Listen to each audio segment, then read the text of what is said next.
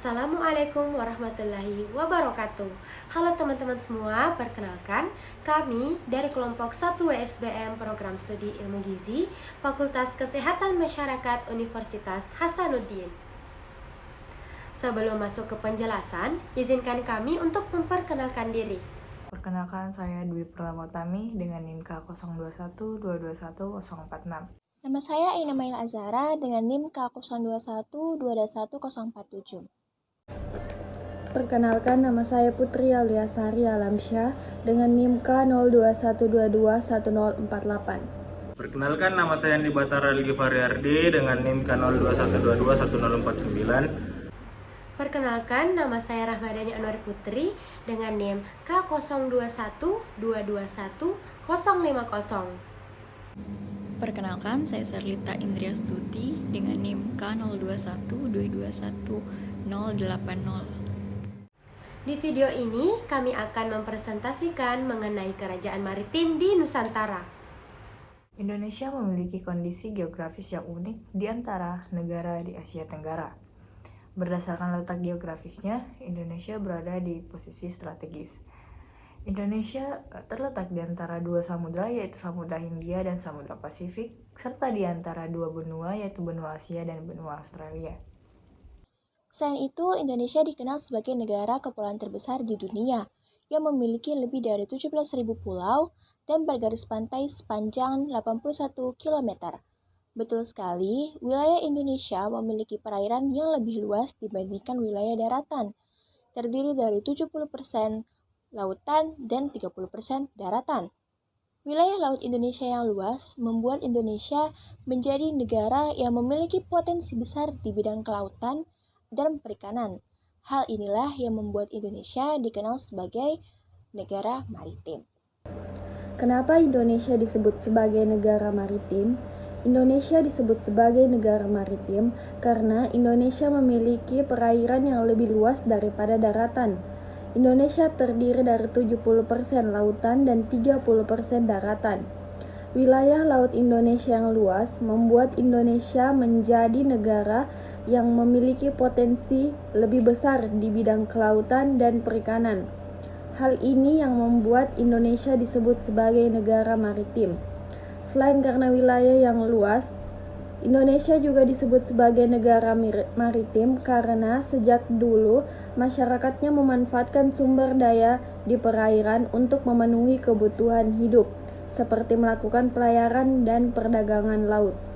Menurut Kamus Besar Bahasa Indonesia atau KBBI, maritim adalah segala sesuatu yang berkenaan dengan laut atau yang berhubungan dengan pelayaran dan perdagangan di laut. 1. Indonesia memiliki kekayaan rempah-rempah yang membuat masyarakat India dan Tiongkok ingin berdagang dengan Indonesia. Yang kedua, letak geografis. Pulau Indonesia berada di lautan dengan perairan yang tenang, sehingga memungkinkan untuk terjadinya perdagangan antar negara. Yang ketiga, pengetahuan. Masyarakat Indonesia memiliki pengetahuan akan rasi bintang dan arah mata angin sebagai.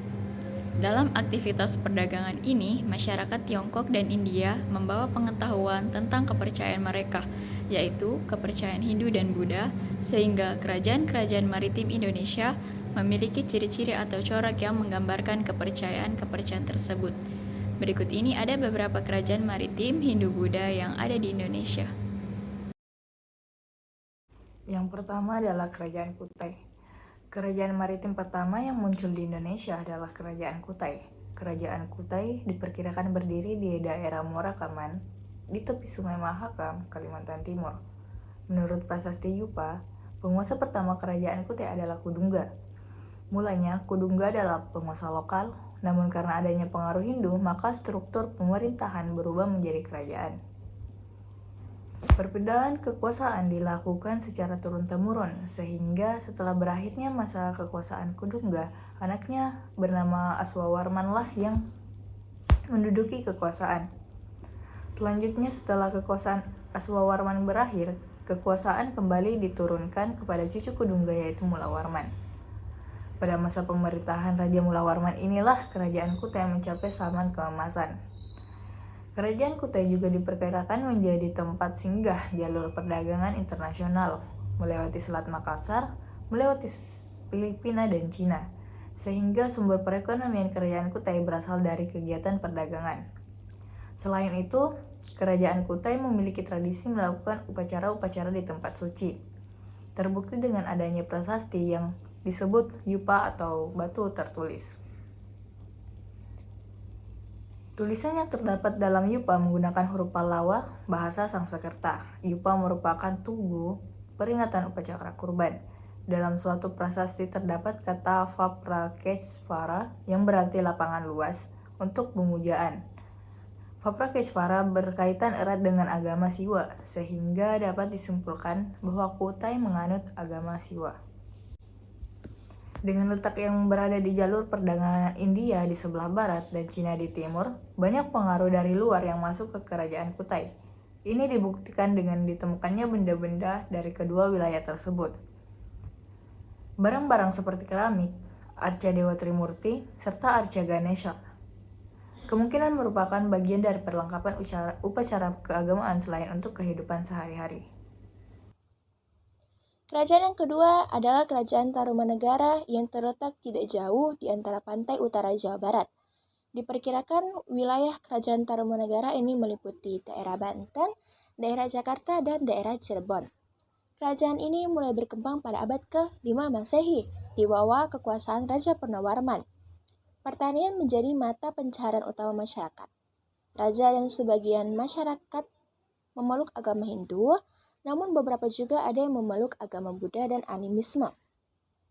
Berdasarkan prasasti Ciareten, terdapat telapak kaki Raja Purnawarman yang dianggap rakyat sebagai telapak kaki Dewa Wisnu atau Dewa Pelindung Bumi.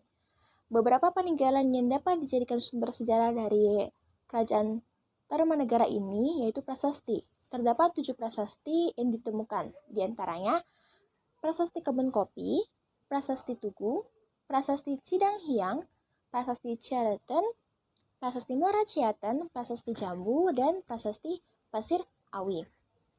Prasasti yang menggambarkan kehidupan masyarakat Kerajaan Tarumanegara yang kaitannya dengan kehidupan maritim dan agraris terdapat pada Prasasti Tugu.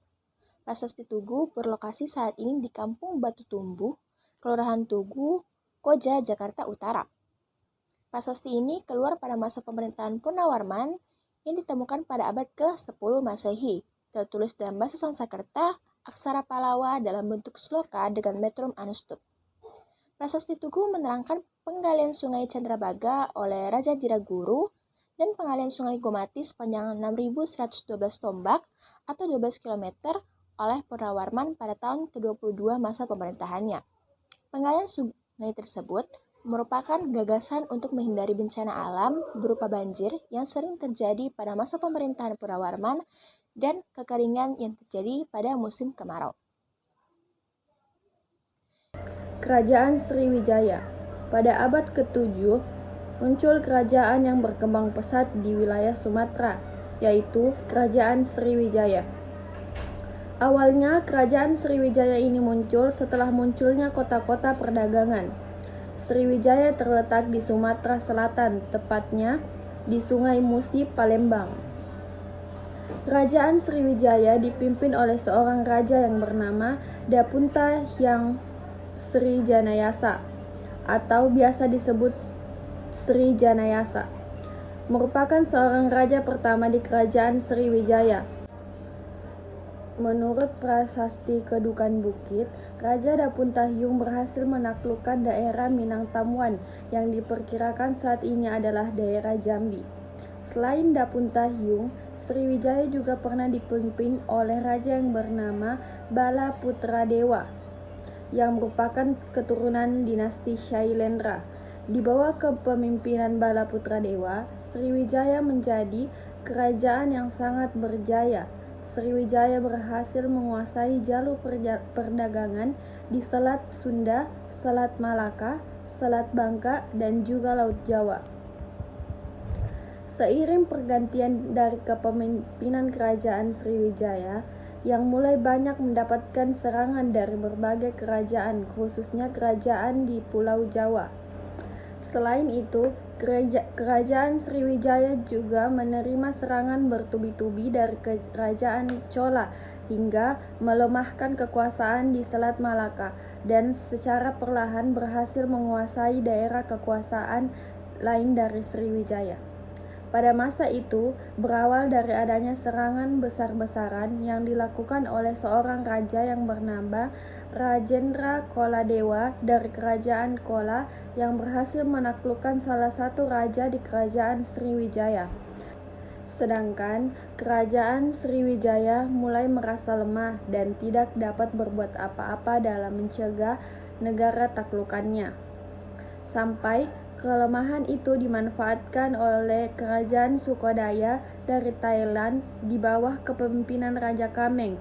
Daerah Sriwijaya yang berada di semenanjung Malaysia berhasil direbut sehingga Selat Malaka dapat dikuasai. Akhir abad ke-14 Masehi, Kerajaan Sriwijaya pun benar-benar runtuh sebab serangan Kerajaan Majapahit dari Jawa. Kerajaan Mataram kuno berdiri pada abad ke-8 hingga ke-11 dan dikuasai oleh 3 dinasti, yaitu dinasti Sanjaya, dinasti Syailendra, dan dinasti Isyana. Mataram kuno pertama kali diperkirakan berdiri di bumi Mataram yang berada di sekitar Yogyakarta. Berdasarkan periode kepemimpinannya, lokasi ibu kota awalnya berada di Jawa Tengah ketika dinasti Sanjaya dan dinasti Syailendra berkuasa. Pada masa kepemimpinan dinasti Sanjaya, Kerajaan Mataram kuno dengan corak Hindu memiliki pengaruh yang luar. Setelah digantikan Rakeh Panangkaran, mulai muncul perpecahan yang membuat kepemimpinan terbagi dua. Dinasti Sanjaya yang memimpin Kerajaan Mataram kuno dengan corak Hindu berkuasa di Jawa Tengah bagian utara. Sementara dinasti Syailendra dengan Kerajaan Mataram kuno dengan corak Buddha berkuasa di Jawa Tengah bagian selatan. Di bawah kekuasaan dinasti Syailendra, Kerajaan Mataram kuno mencapai puncak kejayaan. Pada masa kepemimpinan Sri Dharmatungga, wilayah kekuasaan meluas hingga semenanjung Malaka. Penggantinya Syailendra juga berhasil mengalahkan Chenla di Kamboja. Tak hanya kekuasaan, namun kebudayaan juga berkembang termasuk membangun Candi Borobudur pada masa kepemimpinan Samaratungga. Kedua dinasti ini bersatu kembali melalui pernikahan Rakeh Pikatan dan Pramodawardhani. Sementara pada masa pemerintahan dinasti Isyana oleh Empu Sindok, ibu kota kerajaan bergeser ke Jawa Timur. Ada beberapa faktor yang disebut memengaruhi kepindahan ini, antara lain meletusnya gunung berapi, perebutan kekuasaan, serangan Kerajaan Sriwijaya, hingga tidak adanya pelabuhan, hingga ekonomi sulit berkembang. Peninggalan sejarah Kerajaan Mataram kuno. Berikut adalah daftar beberapa peninggalan sejarah Kerajaan Mataram kuno. Yang pertama adalah Prasasti Canggal, Prasasti Kalasan, Prasasti Balitung, Prasasti Klurak, Candi Gedong Songo, Candi Borobudur, Candi Mendut, dan terakhir Candi Pelausan. Kerajaan yang kelima yaitu Kerajaan Singasari.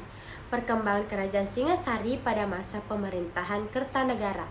Setelah berakhirnya Kerajaan Kediri, kemudian berdirilah Kerajaan Singasari yang diperintah oleh Ken Arok sejak tahun 1222 hingga 1227 Masehi.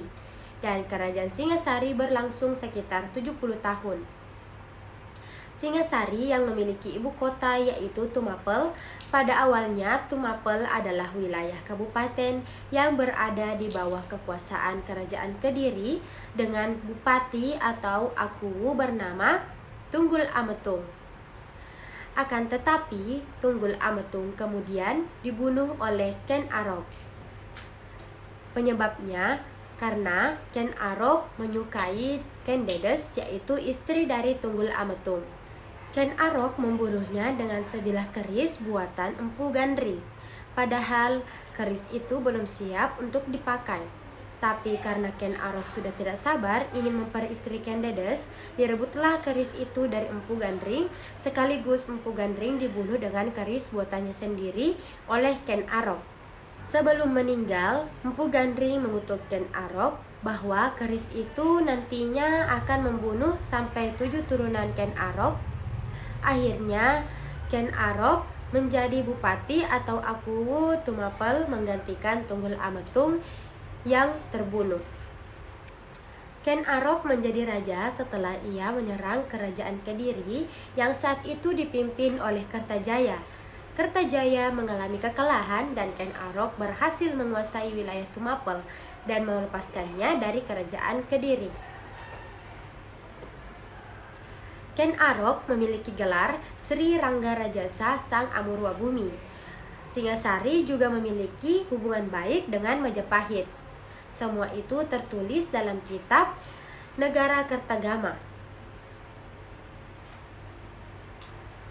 Pergantian kekuasaan terjadi karena Ken Arok dibunuh oleh kaki tangan Anusapati yang merupakan anak tirinya. Anusapati kemudian menjadi raja menggantikan Ken Arok di bawah pemerintahan Raja Kertanegara. Singasari mengalami kejayaan. Di bawah pemerintahannya dilakukan ekspedisi Pamalayu 1275 hingga 1286 Masehi dengan tujuan untuk menaklukkan kerajaan Melayu dan melemahkan kerajaan Sriwijaya. Selain itu, Kertanegara juga berhasil menguasai Bali 1284 Masehi, Jawa Barat 1289 Masehi, Pahang dan Tanjung Pura. Bahkan, Kertanegara mampu mencegah serangan Kubilai Khan terhadap Singasari. Kertanegara bertujuan untuk menyatukan seluruh Nusantara di bawah kerajaan Singasari. Kertanegara adalah raja terakhir dan raja terbesar dalam sejarah Singasari 1272 hingga 1292 Masehi. Ia adalah raja pertama yang mengalihkan wawasannya ke luar Jawa. Pada tahun 1275, ia mengirim pasukan ekspedisi Pamalayu untuk menjadikan Sumatera sebagai benteng pertahanan dalam menghadapi ekspansi bangsa Mongol. Saat itu, penguasa Sumatera adalah kerajaan Dharmasraya, kelanjutan dari kerajaan Melayu. Kerajaan ini akhirnya dianggap telah ditundukkan dengan dikirimkannya bukti Arca Amogapasa yang dari Kertanegara sebagai tanda persahabatan kedua negara. Pada tahun 1284, Kertanegara juga mengadakan ekspedisi menaklukkan Bali. Pada tahun 1289, Kaisar Kubilai Khan mengirim utusan ke Singasari meminta agar Jawa mengakui kedaulatan Mongol. Namun, permintaan itu ditolak tegas oleh Kertanegara. Negara Kertagama menyebutkan daerah-daerah bawahan Singasari di luar Jawa pada masa Kertanegara antara lain Melayu, Bali, Pahang, Gurun, dan Bakulapura. Peta wilayah kekuasaan Majapahit berdasarkan negara Kertagama. Keakuratan wilayah kekuasaan Majapahit menurut penggambaran orang Jawa masih diperdebatkan pada tahun 1291 Masehi. Raja Kertanegara di Singasari wafat, kemudian kerajaan Singasari diserang secara mendadak oleh Jayakatwang yang merupakan Raja Kediri. Pada masa itu, menantu Kertanegara, Raden Wijaya berhasil melarikan diri ke Madura. Raden Wijaya mengumpulkan kekuatan untuk menyerang balik Jayakatwang dan bekerja sama dengan pasukan Tiongkok. Setelah kerajaan Singasari berhasil ditaklukkan, Raden Wijaya ingin kemenangan tunggal, sehingga ia melakukan penyerangan terhadap pasukan Tiongkok. Raden Wijaya mencapai kemenangan dari penyerangan tersebut dan menjadi penguasa tunggal di Jawa. Sehingga pada tahun 1292 Masehi, kerajaan Majapahit resmi berdiri. Masa pemerintahan kerajaan ini berlangsung cukup lama, sekitar 193 tahun. Setelah Raden Wijaya wafat, tata raja diganti oleh Raden Jayanegara yang merupakan anak dari Raden Wijaya. Pada masa pemerintahannya banyak terjadi pemberontakan. Pemberontakan yang paling besar adalah pemberontakan Kuti yang akhirnya menyebabkan ia harus mengungsi ke desa Bedandan bersama Gajah Mada. Kemudian Jayanegara merencanakan serangan balik kepada Kuti bersama Gajah Mada. Setelah penyerangan berhasil, Gajah Mada diangkat menjadi pati. Tahta diberikan kepada putrinya Tribuana Tunggadewi. Pada masa pemerintahannya terjadi pemberontakan Sadeng pada tahun 1331 Masehi yang akhirnya mampu ditumpas oleh Gajah Mada. Berkat upayanya, Gajah Mada diangkat sebagai Patih Mangkubumi Majapahit dan memiliki wewenang menetapkan politik pemerintah. Satu upacara pelantikan, Gajah Mada menyampaikan sumpahnya yang dikenal sebagai Sumpah Palapa. Ia bersumpah tidak akan hidup mewah sebelum menyatukan Nusantara di bawah kekuasaan Majapahit. Peninggalan sastra di Kerajaan Majapahit ini cukup banyak. Di antaranya Kitab Negara Kertagama, karangan Empu Prapanca, Kitab Sutasoma karangan Empu Tantular, dan Kitab Arjuna Wiwaha karangan Empu Tantular. Sepertiga wilayah Indonesia terdiri dari bentangan perairan, mulai dari laut hingga danau dan sungai. Secara khusus, laut memiliki peranan penting dalam dinamika politik dan masyarakat Indonesia. Dari sudut pandang masa kini, laut tidak lagi dipandang sebagai pemisah daratan atau pulau-pulau, tetapi lebih sebagai pemersatu. Selain itu, laut merupakan urat nadi penting dalam komunikasi antar tempat di Nusantara. Jadi, tidak bisa dibantahkan lagi bahwa sesungguhnya Indonesia terlahir sebagai negara maritim. Hal ini terbukti dari berbagai fakta sejarah yang ada, serta bukti kejayaan nenek moyang kita pada masa kerajaan-kerajaan, ditambah dengan peninggalan-peninggalan yang makin menguatkan fakta tersebut. Namun keadaan maritim Indonesia saat ini justru mengalami kemunduran yang signifikan, dikarenakan visi maritim tidak lagi jelas dan tidak mampunya masyarakat Indonesia melihat potensi dari posisi strategis Nusantara. Oleh karena itu, sudah sepantasnya jika kembali kepada visi maritim yang dulu seperti diterapkan nenek moyang kita. Karena sejatinya Indonesia menyandang predikat negara maritim atau negara kepulauan. Dengan mengoptimalkan letak strategis dari Indonesia dan kekayaan sumber daya bahari yang melimpah, maka bukan mustahil jika Indonesia akan menjadi bangsa yang disegani dan diperhitungkan di dunia dalam bidang maritim layaknya di masa jayanya dulu. Mungkin hanya itu yang dapat kami sampaikan, lebih dan kurangnya mohon dimaafkan. Batara Makan Terasi, cukup sekian dan terima kasih. Wassalamualaikum warahmatullahi wabarakatuh.